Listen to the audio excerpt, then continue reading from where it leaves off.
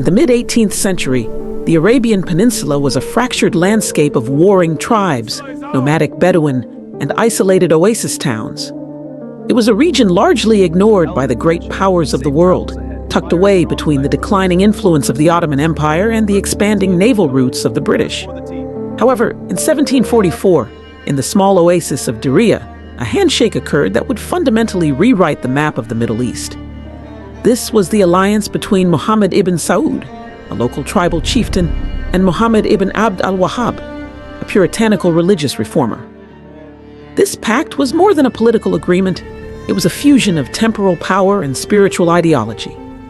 Ibn Saud provided the military muscle and political legitimacy, while Ibn Abd al-Wahhab provided a rigorous religious framework that justified expansion.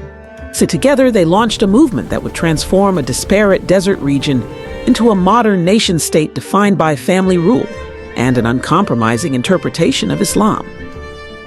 To understand this geopolitical shift, one must understand the teachings of Ibn Abd al-Wahhab. His doctrine, often called Wahhabism, though adherents prefer Salafism, centered on Tawhid, the absolute oneness of God.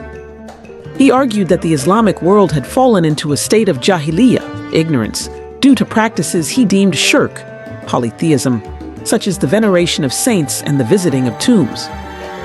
This was a revolutionary element because it labeled fellow Muslims who did not adhere to this strict interpretation as apostates, takfir. This theological branding turned internal tribal raids into jihad, creating a highly motivated and disciplined fighting force. This ideology provided the social glue necessary to unite fiercely independent tribes under a single banner. The first Saudi state expanded rapidly, capturing the holy cities of Mecca and Medina in the early 19th century. This was a direct challenge to the Ottoman Sultan, the protector of the two holy cities.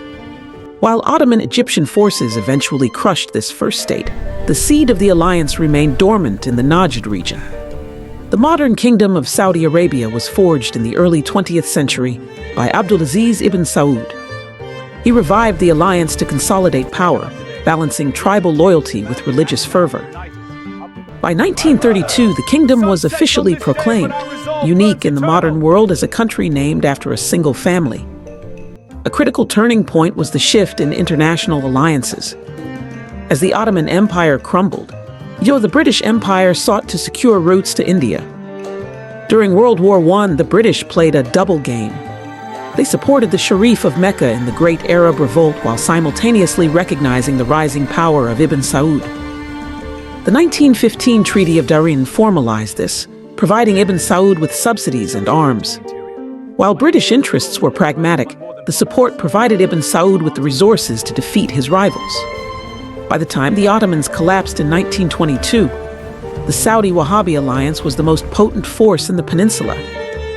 The discovery of oil in 1938 transformed the alliance into a global powerhouse. The petrodollar allowed Saudi Arabia to fund mosques and schools worldwide, spreading their interpretation of Islam.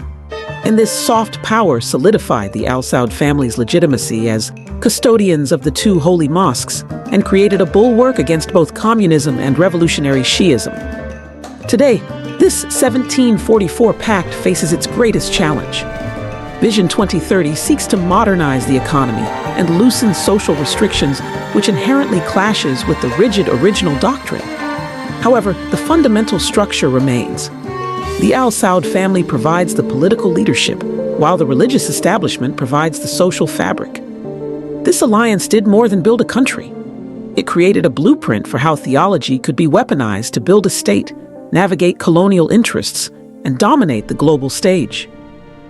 The echoes of that 18th century oath in Diriyah prove that in the Middle East, the past is the foundation of the present.